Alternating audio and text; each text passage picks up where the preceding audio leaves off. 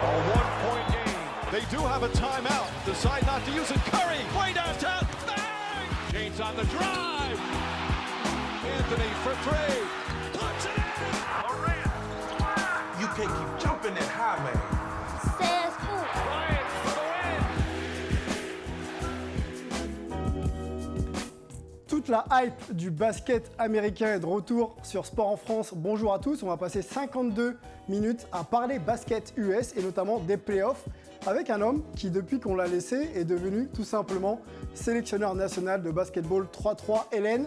C'est Angelo Tsakarakis. Salut Angelo. Salut. Coach Angelo. Oui, maintenant tu vois, j'ai du mal à m'y faire.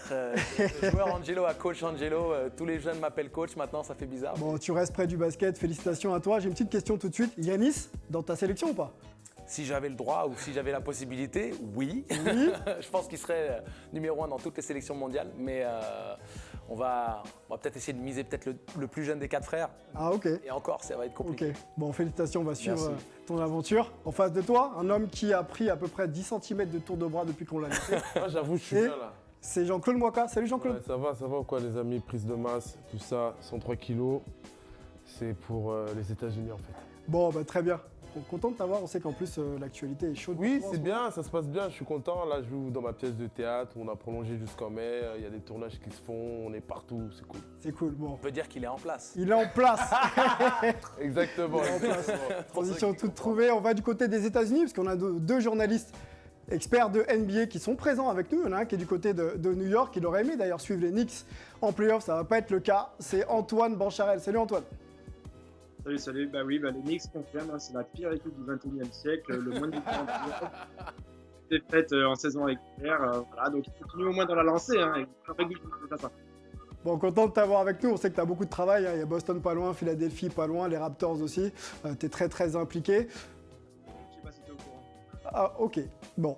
Tiens, on va rester du côté de New York, puisque non loin de toi, on va aller voir un peu plus tard dans l'émission un jeune homme qui s'appelle Emric Parker, un insider, hein, c'est un peu notre Antoine de Maximi à nous, qui, voilà, au travers de l'œil de sa caméra, va nous faire un petit peu découvrir les États-Unis, New York et toute la communauté américaine. Donc restez bien sûr avec nous, ça arrive très vite. Mais avant d'aller voir Emric, on va du côté de la conférence Ouest et du côté Ouest des États-Unis, voir Melo et l'accueillir d'ailleurs. Melvin Carsanti est avec nous. Salut Melvin.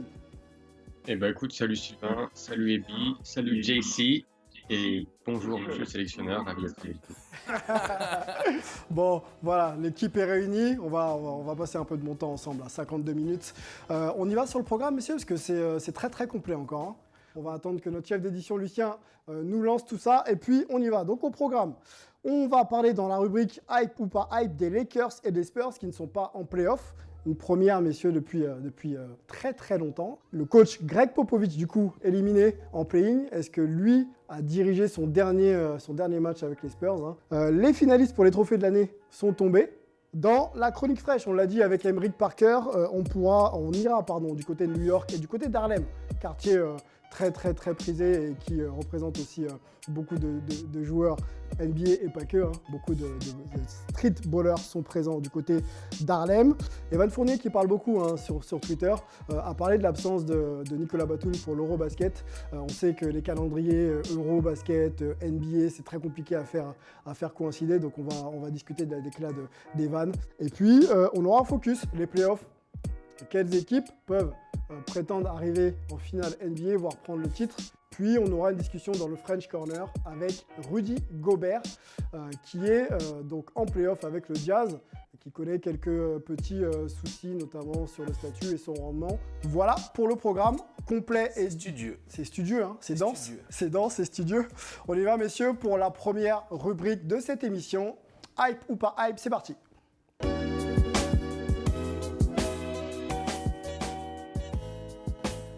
Hype ou pas hype, la rubrique news de l'émission. Messieurs, je vous donne une info et vous me dites si elle vous hype ou pas. Donc comprenez par ce terme si elle vous intéresse ou si elle vous semble complètement hors de propos. On y va pour la première. Ça concerne donc les Lakers et les Spurs, pas qualifiés donc pour les play-in et donc pas pour les play-offs. C'est une première depuis 26 ans. Messieurs, est-ce que ça vous hype ou pas l'absence de ces deux équipes? On fait un petit tour de table et après on développe. On commence par Angelo. C'est plutôt hype. C'est plutôt hype? C'est plutôt hype. Ok. Je développe pas. Après. Ouais, Ça marche? Ouais. Antoine, hype ou pas? L'absence, hein, l'absence de ces deux équipes en playoff. C'est hype, il faut en parler. Mais ça met un- Ok. Melvin? Absolument pas hype du tout. Absolument pas hype. Ça t'intéresse pas de parler des Spurs et de l'absence des Spurs et des Lakers? Ah si, ça m'intéresse, mais je pense que soit hype. Ok, ça marche. Moi, je comprends ce qu'il veut dire dans le terme parce que ça nous énerve. Je pense que ça l'énerve. Donc, c'est trop hype même. C'est trop Il faut hype. qu'on en parle tellement c'est très grave ce qui se passe. Très grave. Très grave. Très grave. Voilà. Ok. Surtout par rapport aux Lakers. Si tu, je veux pas développer, sinon je vais casser la table. Bon, on va en prendre avec Angelo. Angelo, dis-nous pourquoi c'est hype. Je pense que c'est hype et je vais pas faire long parce que ça dénote un peu d'un changement de garde en NBA. Ok. On voit les Grizzlies qui viennent pointer le bout du nez en haut de la conférence. On voit un renouveau des Minnesota Timberwolves. Ouais. Voilà, il y a les Phoenix Suns qui redorent le blason 2 années de suite où ils affichent un des tout meilleurs bilans de la NBA. Cette année, le meilleur bilan de la NBA. Donc c'est bien, il faut aussi qu'il y ait un peu de changement. Il faut que les grandes franchises continuent à se remettre en question. Je pense qu'ils étaient un petit peu trop assis sur leur réputation, sur leur prestige. Donc là, ils ont pris une claque dans le menton. Ok. Et ils vont devoir se remettre en question. Et c'est pas plus mal pour le visage Là, de la quoi, NBA. il percute. Ouais, Tyson 91, hein. Ouais, c'est un hypercute pour toi, Ah carrément. oui. Surtout, encore Les Spurs, Lakers, surtout, ouais. Ouais, parce que Les les Spurs Lakers. sont bien battus, ils sont allés en play-in. Et les Lakers, c'est une catastrophe économique. J'ai l'impression d'être en 2008. C'est très grave. On va parler des play-in hein, dans quelques minutes. On vous donnera d'ailleurs la définition de ce terme et en quoi ça consiste hein, pour ceux qui découvrent la NBA et qui ne connaissent pas forcément toutes ses arcanes et son fonctionnement. Antoine, dis-nous tout. L'absence des Lakers et des Spurs en playoff, hype ou pas hype? C'est forcément hype, encore une fois, parce que c'est un sujet dont on va forcément aller un petit peu en profondeur. Ce que je trouve grave, c'est du côté des Lakers, c'est qu'effectivement, quand tu as 3 superstars, que tu as un Big Three, que tu n'arrives même pas à ne serait-ce qu'aller en play-in, ça va quand même un petit peu loin dans les bas-fonds, on peut le dire. Maintenant, pour les Spurs, bon, il l'a bien dit, Jean-Claude, quoi, quand on va quand même au play-in, ça va. On sait que la culture d'organisation est quand même beaucoup plus saine. Ils ont eu à gérer pas mal de situations un peu compliquées aussi. Non pas que les Lakers n'en vaillent pas, mais ils avaient tellement plus de ressources. Donc bon, et ce qui est marrant, c'est qu'en fait, on a les deux franchises les plus opposées, quoi, la plus Hollywood et la moins Hollywood, qui se retrouvent pas en playoff, mais pas pour les mêmes raisons. Mélo, pas hype, hein. Je te relance pas dessus. On va aller directement sur la deuxième news. Donc ça concerne Greg Popovich, hein, le coach donc, des Spurs. Le coach des Spurs qui donc n'est pas qualifié en playoff. Pareil, hein, une première depuis quelques saisons pour lui, mais qui pourrait peut-être avoir dirigé pour la dernière fois les Spurs. Hein. Greg Popovich, c'est quand même 73 ans aujourd'hui. Et on lui a posé la question, justement à l'issue de l'élimination de son équipe des Spurs en playoff, est-ce que vous avez coaché peut-être votre équipe pour la dernière fois? Et la réponse, on va la voir en image. Cette question, il l'a jugée inappropriée. Voilà, donc je l'ai lu. Pour vous, est-ce que c'est hype ou pas hype de penser que Greg Popovich peut avoir dirigé pour la dernière fois les Spurs? Hype, parce que il y a un parallèle à faire avec d'autres légendes du sport américain. Ah, ok. Tu développeras tout de suite. Je sais que tu as beaucoup d'idées là-dessus, à ton sourire. Allez, Antoine, hype ou pas hype, Angelo, pardon. Notre ami Greg Popovich, excusez-moi, Greg Popovich, dernier match avec les Spurs. Toujours hype parce qu'en fait, ses prises de parole sont bonnes, quoi. Quand il dit c'est pas approprié, c'est qu'en gros, il veut pas être le focus, il veut que ça reste sur le groupe, sur l'organisation, sur les joueurs. Et il a absolument raison de le faire comme ça, surtout quand on voit les tours, farewell tour, donc je sais plus comment on dit en français, mais en gros les adieux de certains joueurs, etc. Et tout. Lui, il est là, non, mais c'est pas comme ça que je veux que ça se passe. Donc pour le coup, très très bonne décor. Mélo, donne-nous ton avis sur un potentiel départ de Greg Popovich. On en parle, hein, c'est pas une info, hein, c'est vraiment une discussion ouverte qu'on a autour du cas de Greg Popovich. Ouais, pour moi, c'est hype également. D'une façon égoïste, j'ai envie qu'il reste parce que ça reste un des meilleurs entraîneurs de la NBA. Il a beaucoup à apporter à la NBA. Après, si on pense à son âge, comme tu l'as dit, 73 ans, peut-être qu'il a fait ce qu'il avait à faire et il pourrait ne pas être le coach, mais rester dans un rôle de front office aux Spurs pour aider son ou sa successeur l'année prochaine. Alors avant d'aller en discuter avec Jean-Claude, on peut peut-être montrer le palmarès impressionnant de Greg Popovich. Et il y a quand même 5 titres NBA. Il y a plus de 1355 matchs remportés. C'est le premier coach de l'histoire à avoir remporté autant de matchs en NBA, saison régulière et playoff compris. Messieurs, vous me corrigez si je dis des bêtises. 3 fois coach de l'année. Et puis, il y a un titre de champion olympique là, acquis récemment avec Team USA. Donc, quand on parle de Greg Popovich, c'est une légende quand même du basket. Et on pourrait accroître ce nombre de victoires, puisqu'il a semé la connaissance dans tellement de techniciens de qualité au sein de la NBA qu'on pourrait presque lui donner une partie du crédit de la victoire de tous ces entraîneurs à succès qui ont fait partie de son staff, qui ont appris auprès de lui. Ça a toujours été dans cette culture Spurs, justement, de former. C'est une école de basket, c'est une académie de basket, et pas juste les joueurs, mais aussi les entraîneurs. Monty Williams, notamment, est passé sous les ordres de Greg Popovich. Steve Kerr, oui, pour lequel Greg Popovich est un mentor. Et Ime Udoka aussi, coach de Boston, aussi, qui fait des bonnes choses avec Budenholzer. Il y a énormément de coachs qui sont passés sous les ordres de Greg Popovich. Tu me poses la question ? Je vais te poser la question, je vais changer un petit peu l'angle. Qu'est-ce qu'il a encore à prouver, Greg Popovich ? Pourquoi il continuerait ? Non, mais sa légende est faite. Il n'y a plus rien à prouver, on sait c'est qui. Mais il ne part pas, pourquoi il va partir ? Il reste ici. Il faut que j'aille, il reste avec nous. Tu ne pars pas, Greg. Il est terrible. Moi, franchement, quand j'ai vu qu'ils sont tous partis, les Duncan, les Ginobili, les Parker, j'ai dit, il est dans une galère monstre. Il va devenir fou. Il va aller entraîner une équipe à Bourg-en-Bresse. Il va... Et je vois attention, j'ai joué à Bourg-en-Bresse, attention. Non, mais dans le sens... Nos amis, mais bien sûr, on les adore. respectons-les. On les adore. Mais ce que je veux dire, c'est qu'il a tellement une aura extraordinaire que je me suis dit, il va finir 12e du championnat. Et je vois ça joue. Il a réussi à sortir des Dejounte Murray, les Derek White avant qu'ils partent et tout. Il doit rester. C'est un putain d'entraîneur. Excusez-moi des gros mots, mais quand je n'avais pas entendu parler de ça, moi, j'étais pas bien là. Là, j'ai failli demander de l'eau à quelqu'un. Il reste. S'il reste pas, je vais aller le chercher, il va rester. Calme-toi, Jean-Claude, c'est pas une info. D'ailleurs, oui, mais je sais, mais ouf. Tu vois, c'est des rumeurs comme ça commence. Il peut devenir diabétique. Hein. Bon, selon nos infos, il devrait rester une saison de plus. Confirmez-moi, messieurs, aux États-Unis, si on ne se trompe pas, mais il devrait peut-être faire une ultime saison à la tête des Spurs. Donc, on devrait le revoir en octobre, voire novembre. Il nous passe une Phil Jackson, après il part commander, genre il monte au-dessus, quoi. C'est possible. Bon, on le voit peut-être encore rester pas loin de la NBA. En tout cas, quand je le vois sur le banc, il a toujours la même passion. Tu le vois dans ses yeux, dans son body language. Il doit rester. De toute façon, je vais l'appeler demain. Tu l'appelles ? Je te parlais d'un parallèle avec les légendes du basket, du sport américain. Ouais. Tu penses à Brett Favre, tu penses à Tom Brady, tu penses à tous ces grands qui sont vieillissants, qui tirent un peu la patte, mais qui au final ont encore tellement à donner à leur sport. Et tant qu'ils ont la motivation, j'ai envie de dire...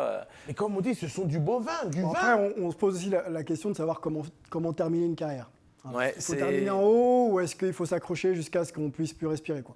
En fait, je pense que c'est tout à chacun. De choisir. Voilà, et surtout son ressenti. Okay. S'il y a une lassitude, il faut partir. S'il y a encore l'amour de la transmission, l'amour de la préparation au quotidien des matchs et tout ça, et pourquoi s'arrêter ? Le jour où il n'arrivera plus à crier, là, il partira. Pour l'instant, il crie très bien, moi, je l'ai vu. Hein.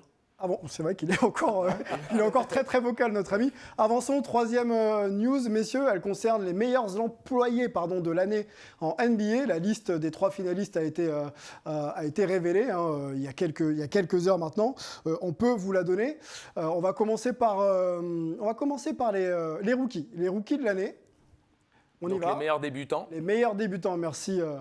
Merci Angelo. Scottie Barnes, Cade Cunningham et Evan Mobley font partie des 3 finalistes. On peut enchaîner, je crois qu'on enchaîne avec les coachs de l'année ensuite.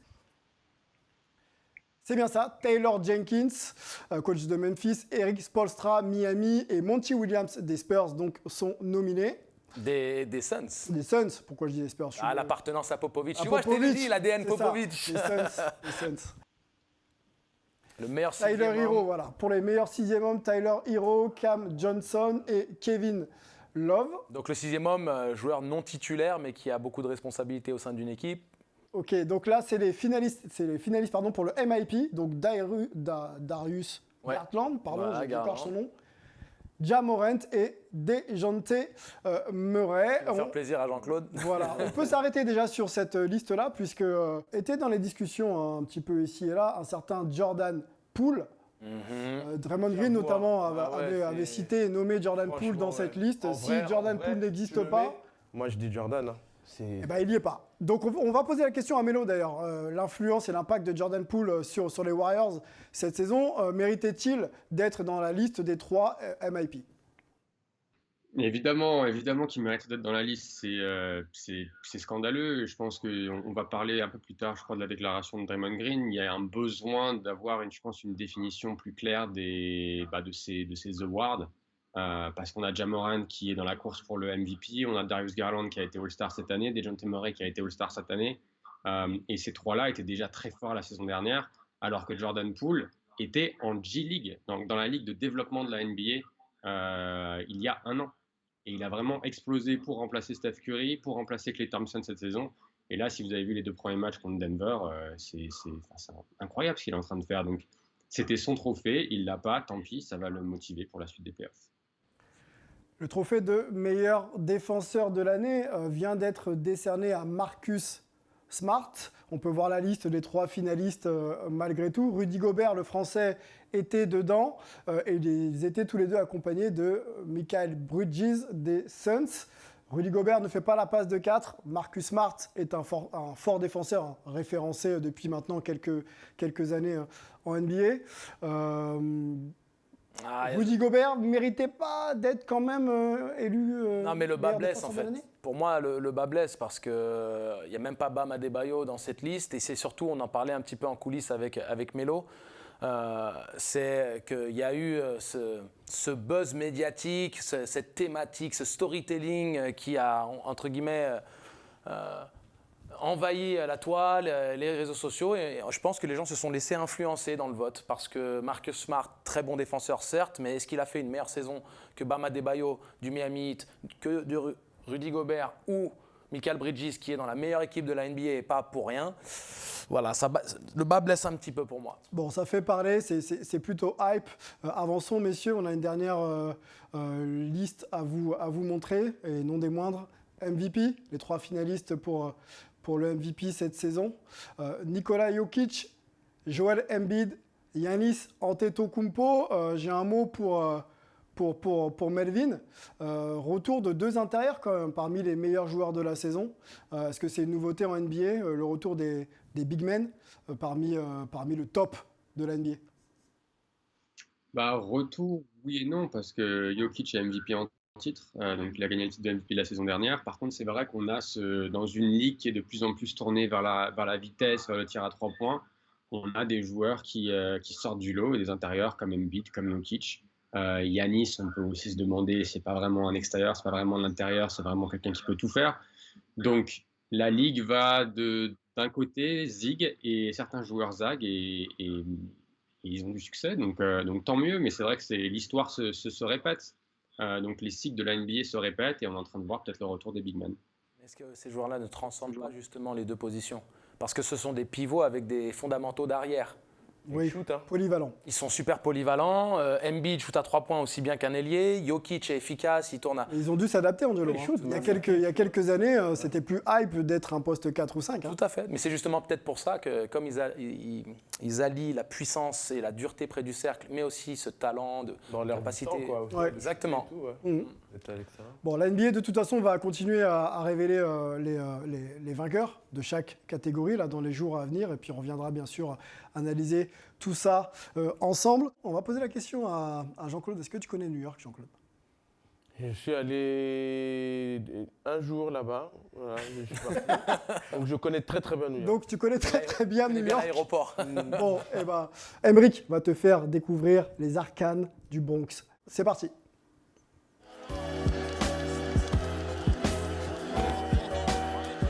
Emric Parker, Antoine de Maximi, on choisira un petit peu son surnom plus tard. Il déambule dans les rues de New York pour aller à la rencontre de la communauté de basket aux États-Unis. On va se lancer avec lui dans un inside du côté du Bronx. C'est parti.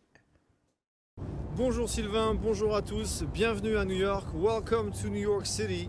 actuellement à Harlem, là où j'habite depuis plusieurs années. Cette chronique très fraîche vous permettra de comprendre davantage la culture américaine tout autour du sport, parce que ici, les 4 sports majeurs, on recèle de secrets, recèle d'histoires et d'anecdotes, et j'essaierai tout au long de ces petites chroniques hebdomadaires de vous apporter mon point de vue, mais également une vision décalée sur l'Amérique que l'on ne connaît pas forcément. Comprendre l'Amérique d'hier, ça permet de comprendre l'Amérique d'aujourd'hui, comment elle impacte la société américaine, et ce sera sur Sport en France, dans Hype, avec toute la team Hype, et moi en direct de New York, ton guide préféré, Aymeric, le guide préféré de ton guide préféré.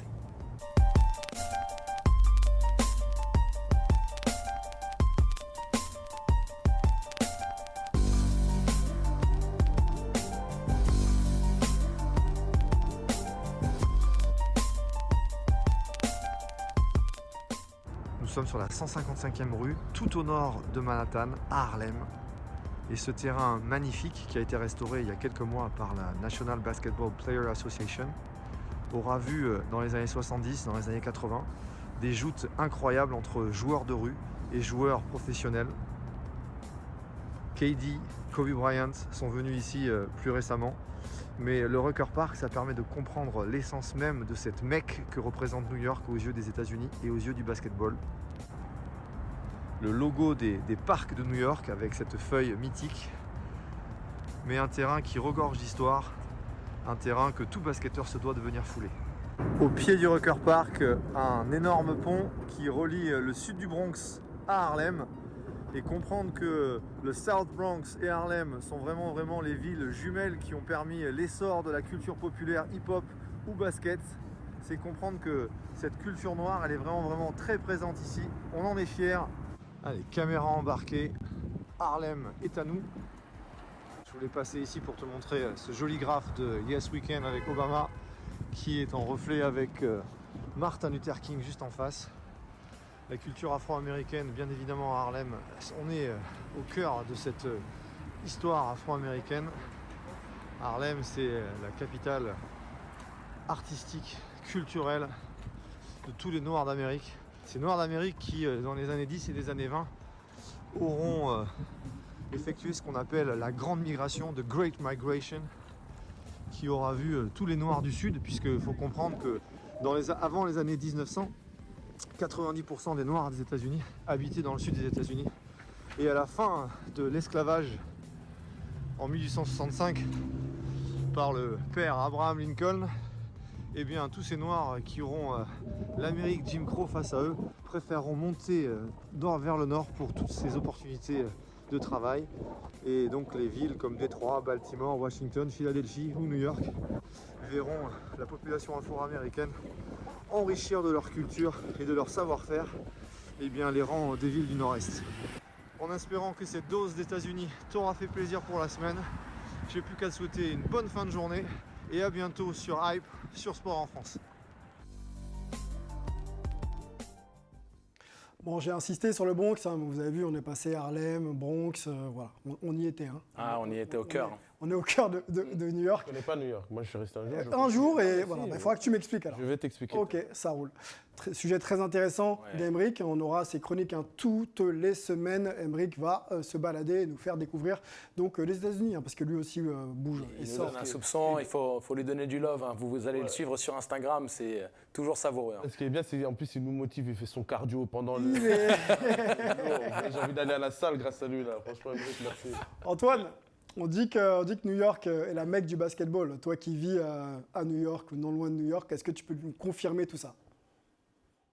C'est clair qu'il y a une ferveur qui est quand même très particulière à New York pour ce sport. Comme l'a expliqué Aymeric, ça a commencé juste après la Deuxième Guerre mondiale, en gros, hein, les années 50-60. Il y a des joueurs qui émergent, il y a cette culture de jouer sur les playgrounds, effectivement, qui vraiment prend son essor. C'est très bien raconté dans plusieurs ouvrages, notamment When the Garden Was Even Eden, pardon, bon, je me trompe.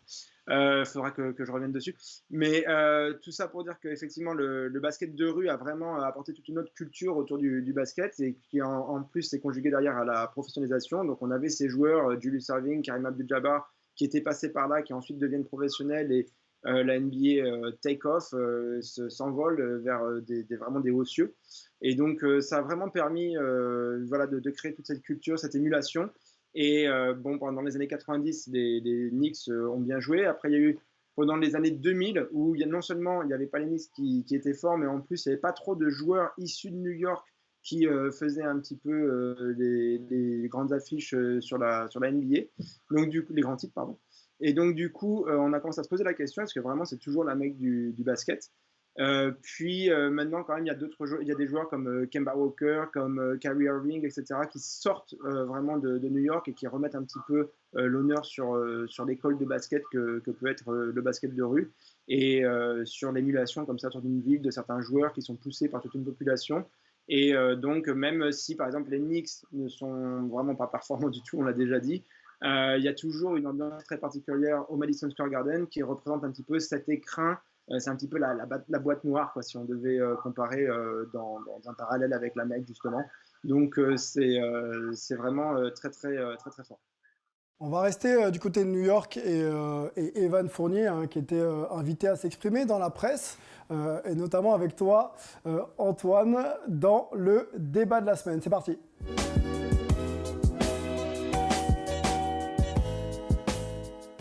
Jamais avare, Evan Fournier, quand il s'agit de donner son avis. Hein, c'est ce qu'on appelle un très très bon client. Et Evan Fournier, on va sortir un petit peu du scope NBA, mais vous allez voir qu'on va y revenir très très vite. Nando De Colo, qui est passé par les Spurs, ne sera pas à l'Eurobasket 2022. Nicolas Batum vient de déclarer également forfait. Et ça a fait réagir Evan Fournier, qui s'est exprimé donc dans les colonnes du journal L'Équipe, du journal L'Équipe et pas du magazine. Je n'ai pas mon mot à dire, mais je trouve dommage qu'il se projette avant même les playoffs. C'est quand même le capitaine de l'équipe de France. Voilà la réponse d'Evan Fournier qui comprend à demi-mot ou pas, voire pas du tout le retrait de Nicolas Batum. On donne un petit peu de contexte au moment où Nicolas Batum annonce son retrait ou son forfait de l'équipe de France, au moins pour cette année. Il est encore en course pour être qualifié en play-off. Depuis, ils sont éliminés. Donc c'est vrai que le timing de son annonce pose un peu question, puisque maintenant, il va avoir 4 à 5 mois pour pouvoir éventuellement recharger les batteries et être disponible pour l'équipe de France. On continue avec Antoine sur le contexte de l'interview d'Evan. Est-ce que tu peux déjà nous en dire un petit peu plus? Quel était son état d'esprit derrière cette phrase? Est-ce qu'il était vraiment sur le recul, voire un petit peu surpris de la décision de Nicolas Batum? Ou est-ce que, finalement, c'est une phrase un petit peu qui ne prête pas forcément à conséquence? Tu l'as dit, de toute façon, Evan parle sans filtre, donc il parle comme il le ressent sur le moment. Là, il venait juste de sortir de la exit interview avec les Knicks. Donc, en gros, c'est le bilan que font les joueurs avec l'équipe et particulièrement avec le coach, où il y a une session donc, de groupe et puis après une session individuelle avec qui donc, ils peuvent échanger sur le bilan de l'année, comment ils se projettent un petit peu sur la prochaine. Donc là, Evan venait juste de refermer en gros le chapitre Knicks, sur lequel on est beaucoup revenu dans l'interview, notamment d'un point de vue très individuel. Et puis, il se projette sur la suite, qui est l'équipe de France. Et Evan est un très gros compétiteur. Il veut absolument retrouver justement ce sel de la compétition, etc. Pour lui, c'est très important, tous les rendez-vous avec l'équipe de France. Pour Nando, vu qu'il leur avait dit au moment, juste après la finale des JO, il se disait « Ok, d'accord, le gars, on a vraiment besoin pour qu'il nous dise ça au moment où on vient quand même de finir médaille d'argent olympique. » Mais pour Nico, il ne l'avait pas vu venir. Et donc, du coup, c'est pour ça que c'était très frais. On l'avait appris juste quelques jours avant. Donc, il réagit comme ça de manière un petit peu spontanée. Mais je n'irais pas à dire que ça crée une inimitié ou quoi que ce soit. C'est juste la réaction sur le moment. Oui. Derrière le propos, quelle était la tonalité, la prise de position d'Evan? Angelo, moi je voudrais que... moi je lis entre les lignes. Voilà, et que tu nous expliques un petit peu. Tu as été joueur pro avec des choix justement entre activité et repos à faire. Nous, on a été habitués à un Tony Parker qui est venu chaque été en équipe de France défendre le maillot. Est-ce qu'entre guillemets, Tony Parker nous a mal habitués? Bon, ça c'est une question un petit peu il nous a bien habitués. Mais est-ce que pour le coup... on est dans un autre contexte aujourd'hui avec Nicolas Batum. Les contrats sont peut-être déjà un peu plus importants. La densité aussi du championnat, c'est peut-être un petit peu élevé. La compétitivité, est-ce qu'il faut mieux gérer les temps de repos qu'on le faisait il y a encore quelques années? Les temps de repos, il les a là. Et je partage entièrement la position d'Evan. C'est pourquoi se prononcer avant même d'avoir obtenu une qualification pour les playoffs? On sait que les Clippers... C'est le timing pour toi qui pose problème. Déjà.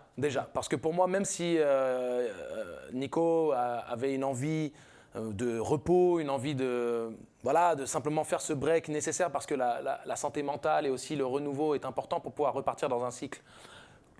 Nico, il n'a pas fait de break, il a fait beaucoup de travail pendant l'intersaison pour se relancer. On savait qu'il a eu un moment difficile en NBA où là, il n'était plus trop voulu et tout ça. Il a retrouvé un rôle au premier plan au niveau des Clippers. Moi, le problème que j'ai foncièrement avec ça, c'est que donne-toi le temps de la réflexion. Il y a une médaille à aller chercher. Evan, c'est le compétiteur qu'on connaît, mais c'est surtout un joueur qui court après cette médaille d'or européenne. Il n'a pas cette médaille qui le mettrait au panthéon de l'équipe de France au même titre qu'un Tony Parker, qu'un Boris Diaw et consorts. Il a sa médaille olympique, comme les a les Fred Weiss, Ciara et consorts et Antoine Rigaudot. Mais il n'a pas cette médaille en championnat d'Europe qui pourrait lui permettre, quand on parle des meilleurs joueurs de l'histoire de l'équipe de France, situé parmi les meilleurs. Voilà, donc il se dit, les gars, vous êtes en train de me lâcher au moment où on a une équipe qui a les moyens d'aller chercher cette médaille. Ouais. Et c'est vrai, c'est véritablement le cas. L'équipe de France, surtout pour un championnat d'Europe, à l'heure actuelle, est candidate à la couronne. Donc sans Batum, qui est le capitaine et un des meilleurs joueurs de cette équipe, un des stabilisateurs, ça fait mal. Alors justement, cette leçon de capitaine, ce sera la dernière question, parce qu'on a déjà pas mal de retard. Melvin, c'est peut-être la première fois de l'histoire de l'équipe de France qu'un capitaine déclare forfait finalement. Est-ce que le statut de capitaine ne contraignait pas Nicolas Batum à au moins réfléchir un peu plus longtemps, ou voire même à être présent ? C'est difficile à dire. J'ai un peu un problème avec le débat en fait. Je comprends tout à fait les propos d'Evan, je comprends les propos d'Angelo aussi. Mais après, j'ai envie de nous poser la question de qui sommes-nous pour leur demander d'être là tous les étés. Il y a un moment donné, c'est aussi des êtres humains avant d'être des basketteurs. Il a eu une petite fille il n'y a pas très longtemps, il a envie de passer du temps avec sa fille. Je veux dire, c'est pas non plus la fin du monde. Je comprends sur le timing, sur l'aspect sportif, que oui, on peut se demander, on peut se dire que oui, il devrait être là pour la France. Il a été là tous les étés depuis qu'il a 19 ans. Et à un moment donné, pour moi, faire un break d'un été, et on parle de la réflexion, peut-être qu'il a déjà pris la réflexion, et qu'il il y pensait, et au final, il a pris sa décision. Moi, ce qui me dérange plus, quand on parle du timing, c'est qu'a priori, il était en contact avec Vincent Collet, le coach de l'équipe de France. J'imagine avec Boris Diaw, qui est le general manager de l'équipe de France. Et eux aussi ont été surpris de cette décision. Moi, c'est plus ça qui me dérange, en fait, le fait que le sélectionneur l'a découvert comme nous à travers la presse. Après, au niveau de l'impact sur l'équipe de France, évidemment, ça va être négatif, mais ça donne aussi une opportunité pour les jeunes de se développer et d'avoir cette expérience des grandes compétitions. Donc, voyons voir ce que ça va donner. Bon, pas de problème, pas de débat, pas de discussion. Non, mais nous, on réagit. Si tu veux, j'analyse l'esprit d'Evan, qui est très similaire au mien en tant que compétiteur. Je ne suis jamais rassasié. Okay. Les médailles, on n'a qu'une carrière, on n'a qu'un certain nombre d'années. Mélo, toi qui as quand même en gros, ce qu'il dit, c'est touché du doigt le haut niveau. Tu l'as touché du doigt le haut niveau. On posera après quoi. Et donc c'est ça le truc. Quand tu as touché le doigt le haut niveau, tu sais très bien que les années sont comptées et combien d'opportunités de jouer des finales, de gagner des titres. Et donc quand tu as une équipe avec des joueurs d'impact en NBA tels que Evan, Rudy et Nicolas et les joueurs d'Euroleague qui sont pléthores pour les Français, c'est quand même dommage. Voilà. Bon. Pas de rififi entre les deux. Non, de toute façon, on aura une belle équipe à présenter pour le prochain Eurobasket. Bien sûr, ça, c'est une certitude. Messieurs, on va parler playoff ensemble dans le focus de la semaine. C'est parti.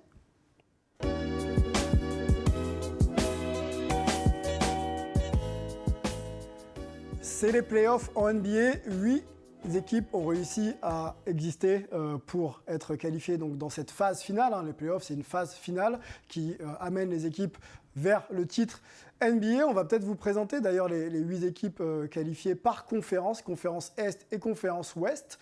On peut les voir. Alors, on a pour la conférence Est, Philadelphie, Toronto, Milwaukee, Miami, Brooklyn, Chicago, Boston et Cleveland. Et du côté de la conférence Ouest, on a les Suns, la Nouvelle-Orléans, Denver, Dallas, Golden State, Utah, Minnesota et Memphis. Avant de rentrer, messieurs, dans ce qui pourrait être pour vous votre série hype du premier tour, on va regarder nos pronos, puisque l'idée, c'est de savoir pour vous qui peut prétendre à être en finale NBA, qui peut prétendre à être champion NBA et qui pourrait être MVP. Alors, pour Antoine et Angelo, c'est à peu près les mêmes pronos. Donc, ce serait un Suns-Bucks avec les Suns champions et je crois que c'est Devin Booker, MVP. Pour Melvin Carsanti, les Suns et les Bucks. et donc les Bucks champions avec un Giannis MVP pour moi. C'est les Warriors qui seraient donc en finale contre les Bucks avec un Warriors champion et un Steph On n'est plus en 2015. MVP. et pour Jean-Claude, avec une magnifique photo, les Suns contre les Bucks avec les Suns et Chris Paul. MVP, messieurs, on ne va pas discuter de ça, on en discutera quand vous aurez tort, ok? Je pense que c'est le meilleur moment de le faire. Allons peut-être sur la série Hype, on a très peu de temps malheureusement, on va commencer par Angelo, ta série Hype du premier tour et ton joueur à suivre dans la foulée. Si je me souviens bien, j'avais dit Memphis contre oui. Les Timberwolves. Exactement, donc on fait à l'ouest. On va faire à l'ouest, donc Memphis contre les Wolves. Ouais, contre les Wolves, et je voulais voir un peu comment allait se comporter Karl Anthony Towns, qui est le franchise player et le meilleur big man shooter de l'histoire, selon ses propres termes. Qui est pas mal, d'ailleurs. Hein. Qui a mis un poster, il a postérisé, mis un dunk stratosphérique sur la tête de je ne sais même plus qui, tellement j'étais choqué. Hypé, exactement. Mais c'est une série indécise, c'est une série excitante à regarder. Les Wolves sont venus avec la lame entre les dents. Ils vont repousser les Grizzlies dans leur retranchement. Ça va réveiller Ja Morant. Donc le spectacle est au rendez-vous et c'est exactement ce qu'on attend pour des playoffs. On a les stats de Morant et de Karl Anthony Towns. Morant sur le match 1. On aura peut-être un peu de retard quand vous verrez ce programme. Mais match 1 de Morant, c'est quand même très très sérieux. 32 points, il y a 4 rebonds et 8 passes. Et Karl Anthony Towns, c'est 29 points, 13 rebonds et 3 passes décisives. Ton joueur à suivre? J'avais dit Karl, voilà. Ça marche. Karl Anthony Towns. Allez, on y va pour Jean-Claude. Ma série là? Ouais, ta série Hype. Agréablement surpris par Boston, Brooklyn. Brooklyn? Ouais, le final là c'était très très fort. Ok.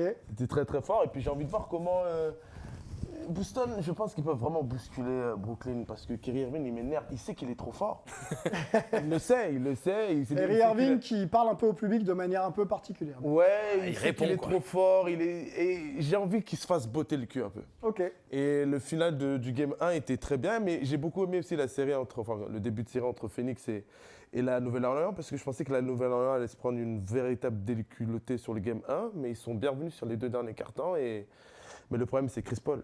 Et je pense que Chris Paul va être un très gros problème pour tous ceux qui vont l'affronter. Là, il est beaucoup trop fort. Ok, tu le vois MVP des finales. Ouais. Donc là, en fait, toi... tu sais, j'ai l'impression, en fait, quand il est arrivé en NBA, il était fort. Et il est toujours plus fort. Il ne s'arrête jamais, tu vois. Comme un LeBron James. Bientôt 37 ans, Chris Paul. Hein. C'est vrai que c'est très fort. Très, très, très fort. Il score, il est... Il n'a pas joué, à sa décharge, il n'a pas joué beaucoup de matchs de playoff. Donc c'est vrai qu'il goûte à ça et il a faim. Il a goûté une finale. Ça s'est joué un peu.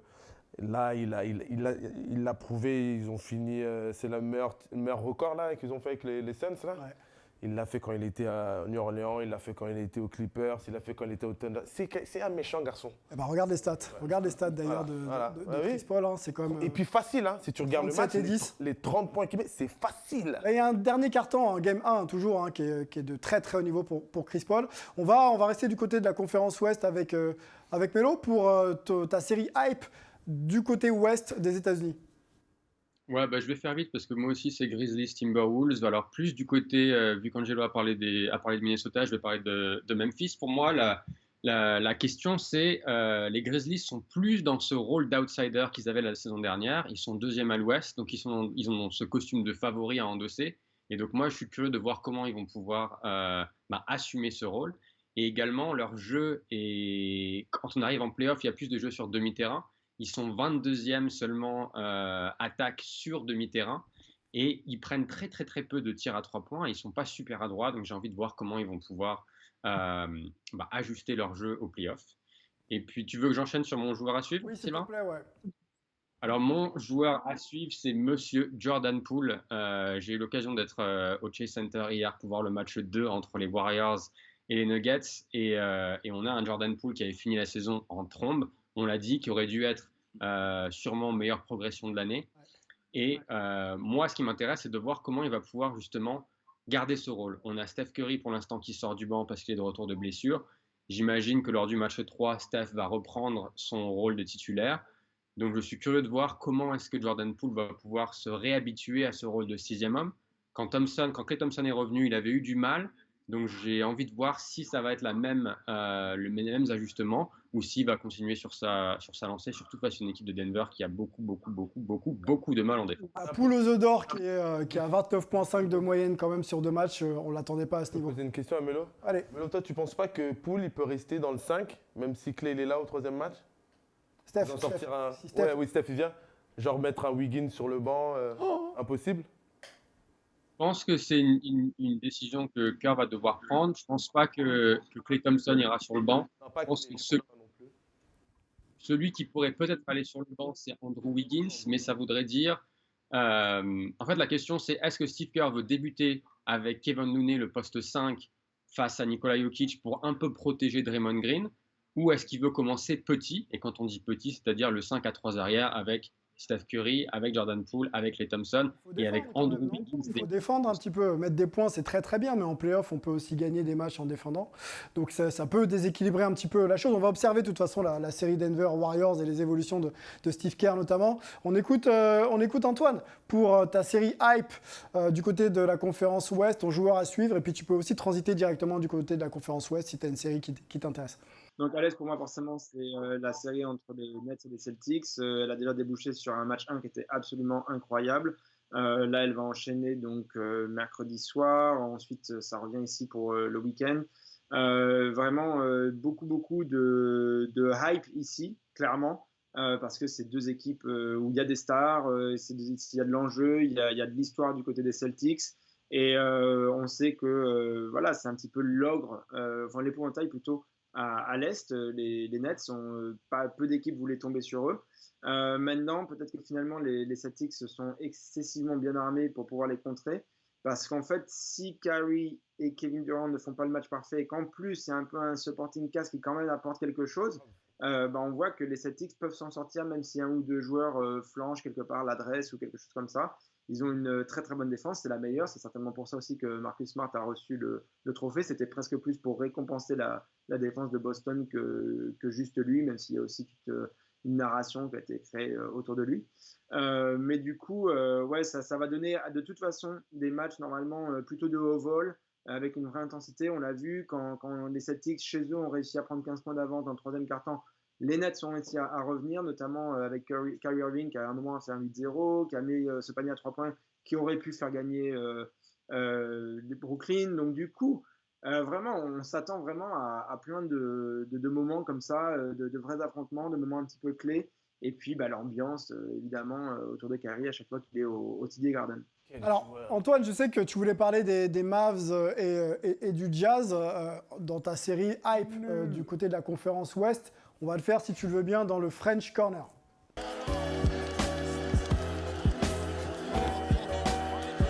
Restons du côté de la conférence Ouest. Jean-Claude dit quelques bêtises et il me déconcentre. Je dis la vérité surtout. Parlons surtout de Rudy, qui est dans sa 9e saison NBA, 3 fois meilleur défenseur de l'année, 3 fois All-Star, qui avait fini un petit peu la saison régulière de manière un petit peu chafouin. Il n'était pas forcément satisfait du statut et surtout du fait qu'on le considère aussi un petit peu dans ses capacités à jouer en attaque. Qu'en est-il en play-off? On va voir d'ailleurs ses stats. On va pas les revoir, on va aller voir ses stats de Rudy Gobert. En attaque, c'est très faible. Malheureusement pour lui, il y a 6,5 points de moyenne sur 2 matchs. Par contre, il y a 17 rebonds et il y a 0,5 passes. Antoine, on reste avec toi. La série, oui, mais le statut de Rudy Gobert dans cette série, est-ce qu'on va avoir besoin d'un Rudy Gobert offensivement présent pour que le Jazz puisse espérer quelque chose dans ses playoffs? Justement, c'est pour ça que moi, elle m'intéresse cette série, parce que a priori, aucune des deux équipes va aller au bout, donc c'est pas tellement pour l'intérêt sur la suite ou quoi que ce soit. C'est plutôt que déjà, du côté du Mavs, il y a quelque chose d'intéressant avec ce qu'a fait Jason Kidd sur sa première année, sur cette équipe qui est très forte en défense, qui a un génie offensif avec Luka Doncic qui n'était pas là au match 1, ce qui ouvre du coup un petit peu plus la porte au Jazz et rend la série plus compétitive. Permet de vraiment d'organiser cette attaque des Mavs, pardon.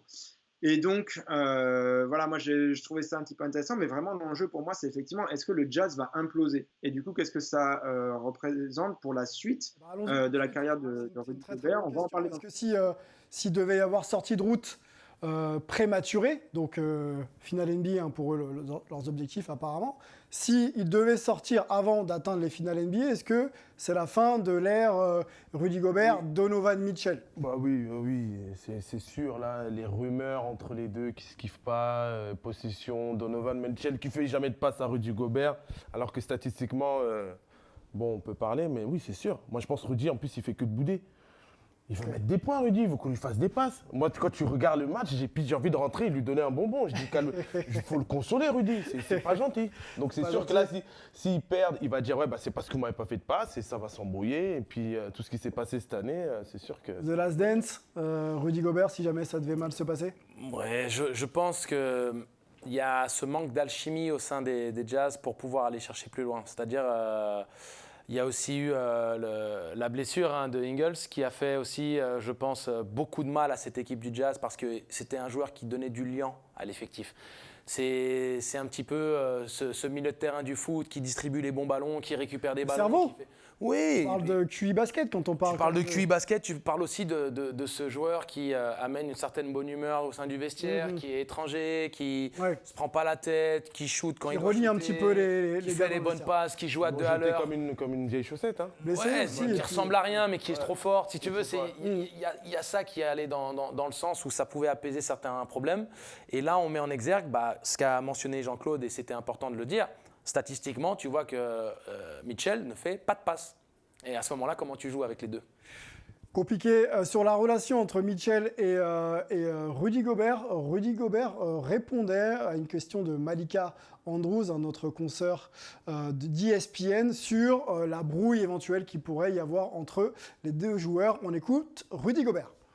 And we know that everything that happens within our team on the court, off the floor, of the court, is being looked at with a big scope, and people are looking for anything they can find to just try to divide us. And then, for us, after what we've been through over the last few years and the COVID situation and everything, we both aware of that, and we both know that it's something that's not going to stop, and we gotta mute that noise, and we both have the same goal, is to win a championship here.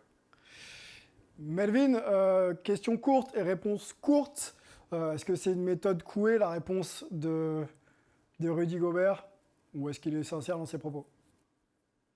Non, c'est la réponse diplomatique, c'est la réponse qu'il faut faire dans les médias. Après, je pense qu'en interne, il y a sûrement de la bonne volonté, mais je pense qu'on a deux joueurs. Le problème, c'est que Rudy a besoin des autres pour pouvoir être performant en attaque. Son impact sur le jeu, de par sa taille, de par la façon dont il plonge vers le cercle, est clé pour l'attaque du Jazz. Mais d'autre côté, Donovan Mitchell, lui, n'a pas besoin des autres. Il peut prendre la balle, jouer en 1 contre 1 et prendre ses tirs, et c'est ce qu'il préfère. Donc je pense qu'il y a juste un décalage entre les deux, et s'il n'y a pas de résultat, je ne vois pas comment le Jazz peut continuer sur cette dynamique-là. Bon, on va observer le Jazz dans ces playoffs. Ce ne sera pas sur Sport en France, mais vous pourrez peut-être trouver quelques images pour suivre un petit peu l'évolution de Rudy Gobert. Messieurs, il est déjà l'heure de nous quitter. Oui, ça passe tellement vite. Hein. On a encore pas mal de choses à dire. On va remercier Sport en France, toutes les équipes techniques qui nous ont aidés à préparer cette émission. Lucien en régie notamment. Angelo, on sait que ton temps est compté. Le coach, merci beaucoup d'avoir été là. Avec plaisir. Le comédien, fan de NBA. À bientôt, on se retrouve la semaine prochaine. Je boude là, il faut qu'on parle à Sport en France, il faut qu'on reste ici 5 heures avec les Américains.